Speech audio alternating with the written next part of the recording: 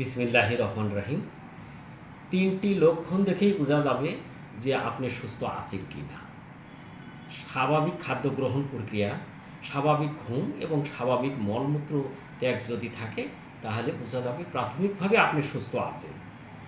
১ নম্বরে, আপনি স্বাভাবিকভাবে যে খাবারগুলো খাচ্ছেন উহা যদি হজম হয়ে আপনি শক্তি পান, কর্মক্ষেত্রে যদি কোনো অস্বস্তিকর না বোঝা যায় তাহলে আপনি সুস্থ আছেন।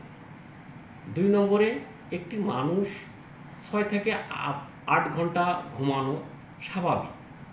যদি কোনো বাহ্যিক কারণ না থাকে এবং দীর্ঘদিন আপনার ঘুম হচ্ছে না তাহলে বুঝতে হবে যে আপনি অসুস্থ আছেন। অন্যথায় ডাক্তারের কাছে যাওয়া ছাড়া উপায় নেই।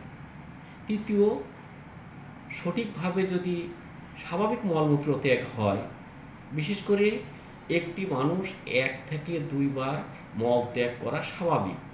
ইহা যদি ৩-৪ বারের বেশি হয়ে যায় অথবা ৩ দিন যাবৎ হচ্ছেই না তাহলে আপনি অসুস্থ।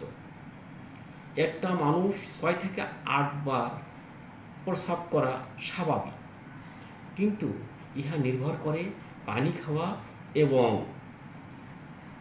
পরিবেশের উপর। পরিবেশ যদি গরম থাকে তাহলে ইহা কম হতে পারে, আবার ঠান্ডা থাকলে ইহা বেশি হতে পারে।